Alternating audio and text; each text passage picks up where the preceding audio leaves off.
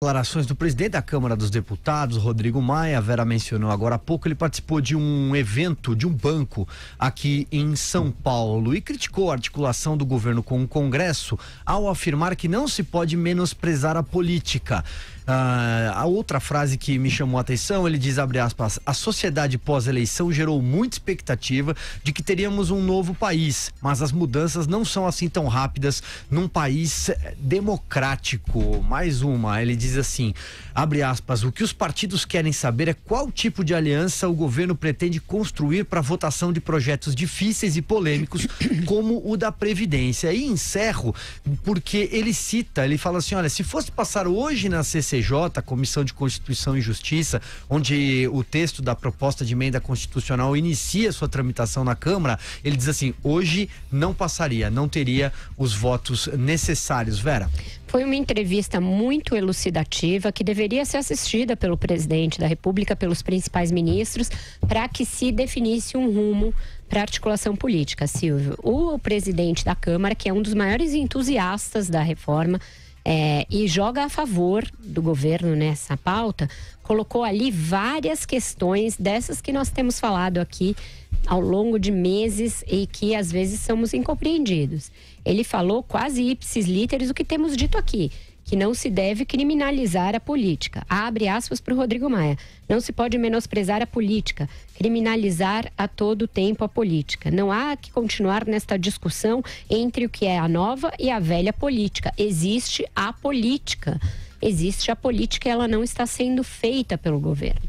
O presidente começou hoje chamando os líderes partidários, mas deixou que fosse, que decantasse no parlamento uma enorme insatisfação. E aí eu não estou falando daquele varejinho de cargo aqui, tirou o meu cargo ali. É uma insatisfação pelo fato de os partidos serem menosprezados, não serem levados em conta, não serem considerados players, não serem considerados parte do processo de reformas. O que ele falou, o deputado quer ser parte das reformas. Ele quer chegar na base dele e mostrar que ele está construindo alguma coisa. Que ele também está obtendo, em contrapartida, o direito de fazer políticas públicas, levar ali benfeitorias, obras ao seu estado, à sua base. É para isso que deputados são eleitos. Então, tirar um pouco do contencioso, tirar um pouco do viés negativo que se colocou sobre essas coisas que são da política, desde que sejam feitas com transparência e com um caráter republicano. E ele falou a seguinte frase, o presidente está refém do seu discurso de campanha, que é algo que a gente também tem dito aqui. O fato do Bolsonaro ainda não ter descido do palanque, insistir em gargantear nas redes sociais coisas que não são compatíveis com o exercício da presidência. Você ficar estigmatizando os políticos, estigmatizando os partidos, significa que quando você for pedir apoio a esses políticos e a esses partidos para suas pautas, você não vai obter. Ele também tirou um pouco de sarro dessa história de bancadas temáticas. Ele falou, olha, se o governo for ficar esperando os ruralistas, ele vai dar 10% do que economizar com a reforma só com as reivindicações dos ruralistas. Não se negocia reforma da Previdência com bancada temática, se negocia com partido. É o partido que vai poder te dizer quantos dos seus integrantes ele vai ter a capacidade de te dar a favor, e não as bancadas temáticas. Então foi bastante elucidativo, não sei se chegará ao ouvido do governo, não sei se o governo vai aceitar ou se vai ficar numa postura arrogante de que vai reinventar a roda. Se for isso, eu acho que a reforma vai enfrentar mais dificuldades do que ela precisaria enfrentar.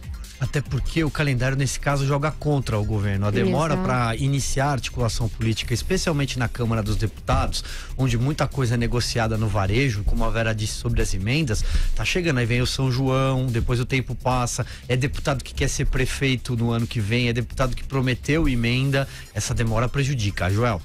Prejudica e coloca em risco esse projeto, que é o mais importante com o qual o governo se defronta aqui. A estratégia do governo para negar a política originalmente era essa ideia de que é o povo que, protestando, vai pressionar os parlamentares a mudarem. A gente acabou de ver os dados aqui. O povo não está maciçamente a favor de uma reforma da Previdência, e mesmo quem é a favor, dificilmente está disposto a ir para a rua para militar a favor aí de reduções da remuneração inclusive de trabalhadores. Todo mundo vai ter que arcar um pouco aí com esse custo. Então vai reduzir a remuneração futura previdenciária aí de todo mundo. Alguns mais, outros menos. A proposta que está aí é boa, só que ela precisa ser negociada de verdade junto ao Congresso. Bolsonaro também começou dando tudo que os ruralistas queriam no governo dele. Deu um ministério, deu mais de um ministério, na verdade deu 2 ministérios para os ruralistas. A princípio tá jogando o jogo deles. O que eles dão em troca? Ele garantiu, portanto, o apoio maciço da bancada ruralista à reforma da Previdência? Também não. Vão cobrar os seus penduricalhos, as suas exceções. Não, quando o ruralista exporta, ele abate isso da contribuição previdenciária. Tudo isso está na mesa ainda. O Bolsonaro não conquistou nada a favor da reforma dele até agora. Ainda é tempo. Ainda é tempo de sentar e de negociar. Política é isso. Política é negociação. É o uso da palavra e de regras para você negociar ideias e interesses. Interesses são parte da vida humana, são parte da sociedade humana e também tem que ser negociados. É evidente que sim, todos nós queremos isso, esperamos isso dos nossos representantes. A negação da política não é você chegar com a verdade e todo mundo se curvar a ela, porque isso nunca acontece, isso nunca existe, há sempre discordância. A negação da política é a guerra aberta, é o uso da força, mas isso não está na mesa aqui. Então, o presidente, querendo ou não, terá sim que fazer política. Esperamos, portanto, que ele consiga fazer bem a política que visa o bem comum e não que visa só um interesse privado, algum grupo que ele defende, o interesse de uma família, nem nada disso, mas que vise o bem da sociedade. Isso que é a boa política e isso que a gente está esperando que o governo aprenda, que acabou campanha, acabou marketing, é hora de fazer isso.